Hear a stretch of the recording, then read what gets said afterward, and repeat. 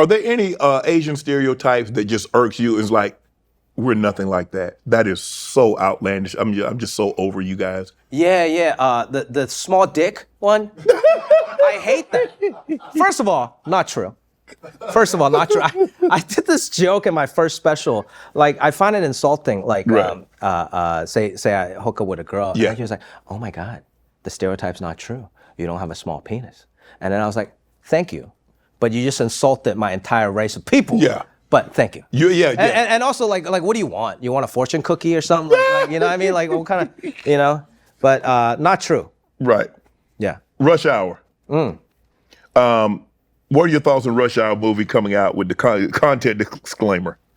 Do you have a content disclaimer on your comedy? I don't think so. Yeah. Well, maybe I should think about one.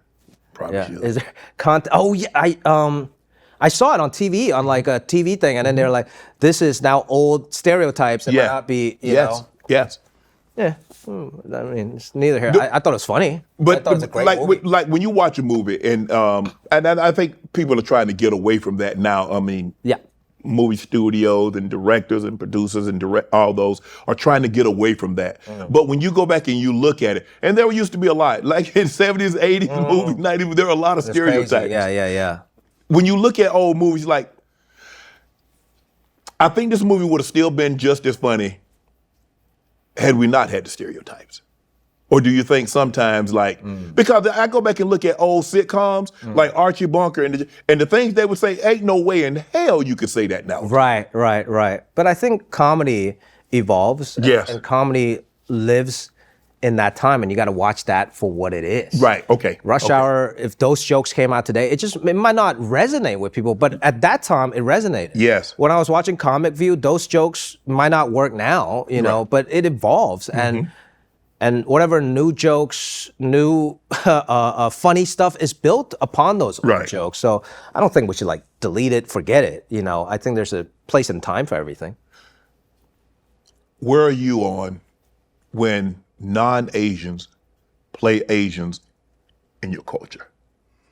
Yeah, that kind of sucks, right? Because we already don't have a lot of roles, man. Right. And then, you know. You couldn't find one Asian Yeah, come on, man. to play Genghis Khan. You could find to find one famous. You could find one Asian. Like back in the day, they had a Swedish dude like tape up his eyes. Oh my God. You know, like shit like that. Like Charlie Chan, I think he was a white dude. He just taped up his eyes. You know, so I think studios are aware of that now. Right. They don't do that. Hopefully. Last couple of questions. Have you asked your parents, Mom, Dad, why do you think you guys have been married so long? Yeah, I don't think I've asked them, but I've observed it. I mean, I don't like I said, it's not like they kiss each other every day. They argue all the time. You know? That might be the key. Yeah, but it works because it doesn't matter how bad the argument is. They're not leaving each other. No. Just that in itself is super important. Yes. Just knowing there's safety in this relationship. It doesn't matter how bad this fight gets. We're each other's person. We built the family together, and maybe it's not overt love. I'm sure there's love in there. Yes. But it's a care, and this is my family that I built with this person. Yes. And that's important. And options. You know, I'm sure my dad's not on Instagram DMing chicks. Maybe he is. If you were to ask your dad, what do you love most about Mom? Wow. Maybe I should ask him that. What do you think he'd say? Man. I don't know. I think. Mom and Dad probably been married 40 years. Yeah, something like that. Yeah. Probably. I mean, my dad definitely scored. Like, my mom was and still is like very pretty. Yeah. She looks very young. Oh, he outpunted his coverage, huh? He He had no business with your mom. Yeah, he outkicked his coverage for sure.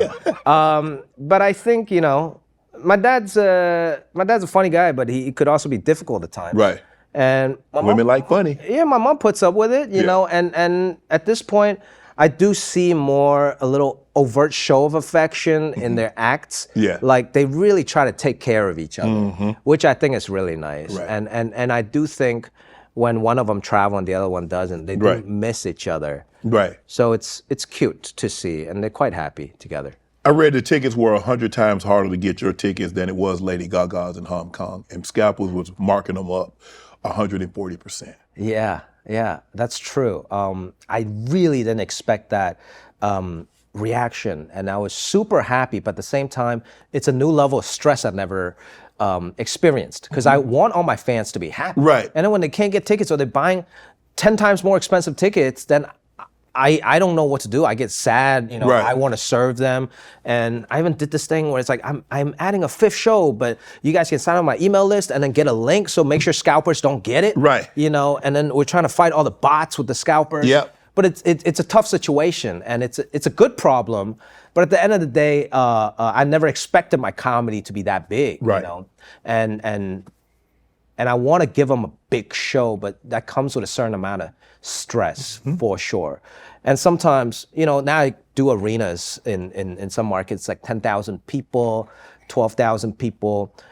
But I do find stand-up to be the most fun. The sweet spot is about a 2,000 people theater. Yeah, I was about to say that, because I hear people say, look, the arenas is fine, stadiums are great, because you have a loyal fan base, but when you do arenas and you do stadiums, the intimacy isn't there. Yeah. You can still find it. It's a performance now. Yeah. It becomes a different thing, and that's why I got fireworks. That's why I pop up. I want to give them something special. Right, okay. Somebody drove to a arena to watch me, right? But it's a more bigger scale thing. Right. And of course, there's still stand-up comedy, but it's not as fun, as intimate as a smaller theater. Venue. Yeah. After the comedy special, you said you're going to done airing in theaters, you're going to put it on YouTube. Why? I don't know yet. We'll see. It's going to come out in theaters, and then we'll see what I do with it after. The cool thing about this is I own 100% of it. Yes. Yeah, I shot it, I edited it, I pay my producers, my editors, I license the music myself. And I think that's important. That's what's going to be really important, especially in the upcoming years, Yes. I think, with how technology is coming through entertainment. So we'll see what I do with it, how the reception is in the theater. So far, so good. Right. It's coming out March 20th in Hong Kong, March 27th in US and Canada. Okay. And we have the same distributor as Taylor Swift's movie. Wow. Yeah, so it's pretty cool, man. I never thought, and I'm the first Asian comedian to have a movie in the theaters. Wow. Yeah. Did you think about releasing it on Amazon or YouTube, or it was always, okay, we're going to release this in theaters? So my first 2 special I did with Amazon. They were great partners. And then this one, actually, as I was editing the special, we got a deal from Netflix. But I think they want me to shoot another one in a different city in that Netflix spec. Right. And I love Netflix.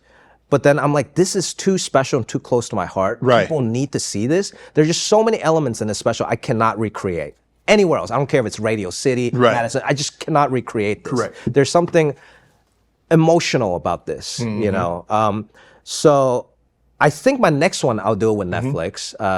We'll revisit that deal. Right. The money's got to be right, Ted, Robbie, the money's got to be right. No, so I think the next one, hopefully I'll do it with Netflix. And this one, I just want to do something different. Right. Want to join Club Shay Shay? Become an official member by hitting that subscribe button, where you never know who's going to be joining us for drinks and conversation. Don't be late to the party, because we like to do something before 2 something.